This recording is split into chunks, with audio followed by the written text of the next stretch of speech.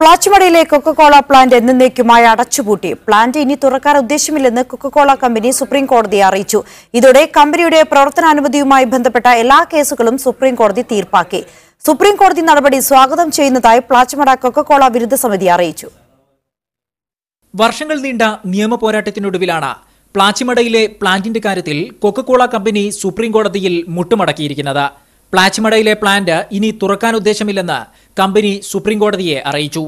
ഇതോടെ പ്ലാന്റിന്റെ പ്രവർത്തനവുമായി ബന്ധപ്പെട്ട 8 കേസുകൾ സുപ്രീം കോടതി തീർപ്പാക്കി. പെരുമാട്ടി പഞ്ചായത്ത്, സംസ്ഥാന മലിനീകരണ നിയന്ത്രണ ബോർഡ്, കോള കമ്പനി എന്നിവർ നൽകിയ കേസുകളാണ് തീർപ്പാക്കിയത്.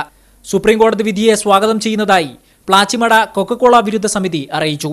ഇത് കൊക്കക്കോളയുടെ ഒരു തന്ത്രം കൂടിയിട്ടാണ്. കാരണം എന്ന് വെച്ച് കഴിഞ്ഞാൽ കേസ് തുടർന്നു പോവുകയും മുഴുവൻ വാദവും നടന്നു കഴിഞ്ഞ് കഴിഞ്ഞാൽ അന്തർദേശീയ തലത്തിൽ കൊക്കക്കോളയ്ക്ക് ഒരുപാട് ഡാമേജ് ഉണ്ടാക്കുന്ന ഒരുപാട് കാര്യങ്ങൾ സംഭവിക്കും.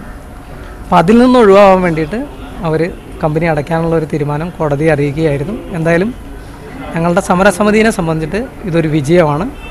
ജസ്റ്റിസ് RS നരിമാൻ അധ്യക്ഷനായ ബെഞ്ചിന്റേതായിരുന്നു വിധി. പ്ലാന്റിന്റെ അനുമതി നിഷേധിക്കാൻ പെരുമാട്ടി പഞ്ചായത്തിന് അധികാരമുണ്ടോ എന്ന ചോദ്യം കോള കമ്പനി ഉന്നയിച്ചെങ്കിലും സുപ്രീം കോടതി പരിഗണിച്ചില്ല. മീഡിയ 1, ഡൽഹി.